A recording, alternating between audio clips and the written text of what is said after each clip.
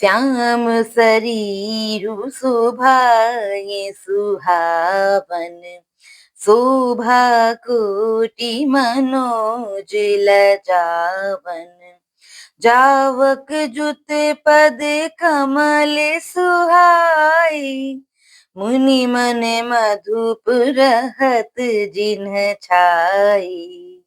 अर्थात श्री रामचंद्र जी का सांवला शरीर स्वभाव से ही सुंदर है। उसकी शोभा करोड़ों कामदेवों को लजाने वाली है।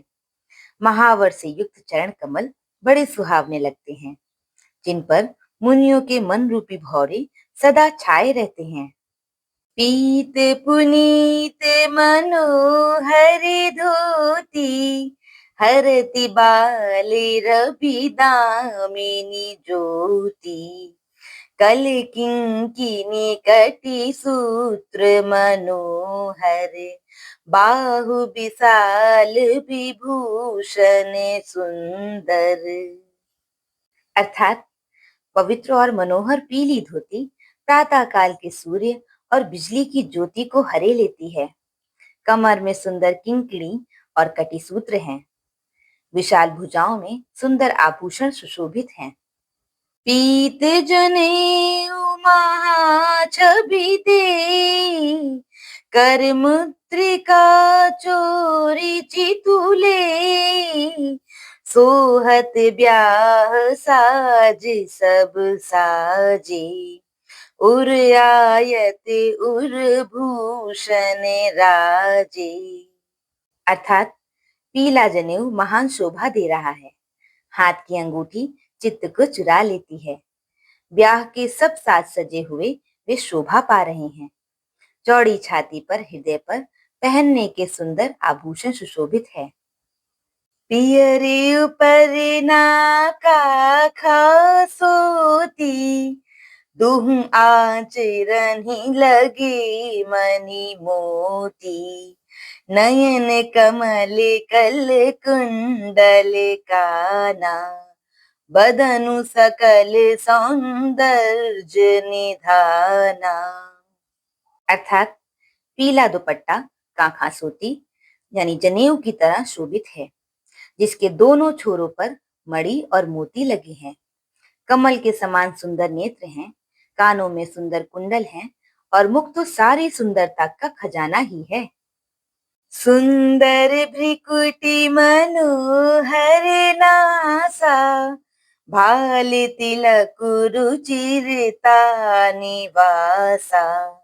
सोहत मोरु मनोहर माथे। मंगलमय मुकुता मणि गाथे। अर्थात सुंदर भौहें और मनोहर नासिका है। ललाट पर तिलक तो सुंदरता का घर ही है, जिसमें मंगलमय मोती और मणि गुथे हुए हैं। ऐसा मनोहर मोर माथे पर सोह रहा है। गाथी महामणि मोर मंजुल अंग सब चित चोरही। पुर नारी सुर सुंदरी बरही। बिलो की सब तिन तोरही। मणि बसन भूषण वारी आरती करही। मंगल गावही सुर सुमन बरिसही। सूत मागध बंदी सुजसु सुनावही। अर्थात सुंदर मोर में बहुमूल्य मणियां गुथी हुई हैं। सभी अंग चित्त को चुराए लेते हैं। सब नगर की स्त्रियां और देव सुंदरियां दूल्हा को देखकर तिनका तोड़ रही हैं, यानी उनकी बलैया ले रही हैं और मणि वस्त्र तथा आभूषण निछावर करके आरती उतार रही और मंगल गान कर रही हैं। देवता फूल बरसा रहे हैं और सूत मागध तथा भाट सुयश सुना रहे हैं। कोह बरह आने कुंवर कुंवरी सुआसिनिन सुख पाई के। अति प्रीति लौकिक रीति लागी।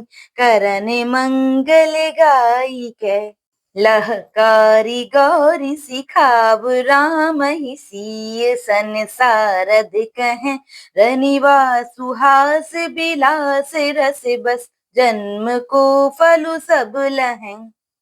अर्थात सुहागनी स्त्रियां सुख पाकर कुंवर और कुमारियों को कोहबर यानी कुल के देवता के स्थान में लाईं और अत्यंत प्रेम से मंगल गीत गा गाकर लौकिक रीति करने लगीं। पार्वती जी श्री रामचंद्र जी को लहकौर यानी वर वधु का परस्पर ग्रास देना सिखाती हैं और सरस्वती जी सीता जी को सिखाती हैं। रनिवास हास विलास के आनंद में मग्न है। श्री रामचंद्र जी और सीता जी को देख देख कर सभी जन्म का परम फल प्राप्त कर रही हैं।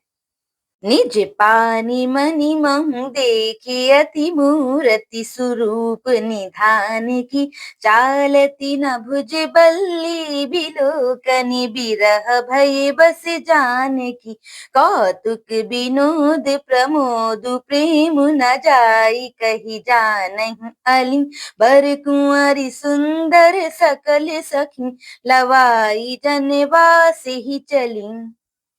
अर्थात अपने हाथ की मड़ियों में सुंदर रूप के भंडार श्री रामचंद्र जी की परछाई दिख रही है। यह देखकर जानकी जी दर्शन में वियोग होने के भय से बाहु रूपी लता को और दृष्टि को हिलाती डुलाती नहीं है। उस समय के हंसी खेल और विनोद का आनंद और प्रेम कहा नहीं जा सकता, उसे सखियां ही जानती हैं। तदंतर वर कन्याओं को सब सुंदर सखियां जनवासे को लिवा चलीं।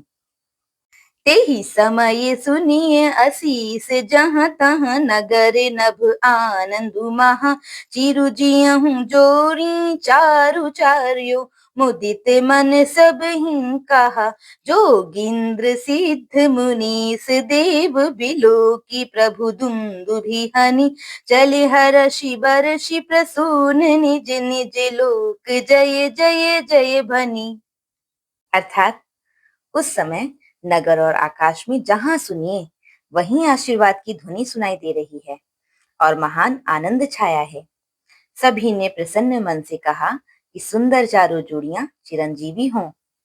योगीराज सिद्ध मुनीश्वर और देवताओं ने प्रभु श्री रामचंद्र जी को देखकर दुंदुभी बजाई और हर्षित होकर फूलों की वर्षा करते हुए तथा जय हो जय हो जय हो कहते हुए वे अपने अपने लोक को चले।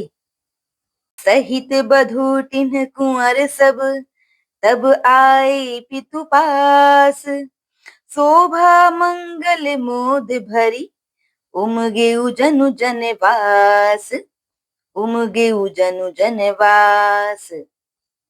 अर्थात तब सब चारों कुमार बहुओं सहित पिताजी के पास आए।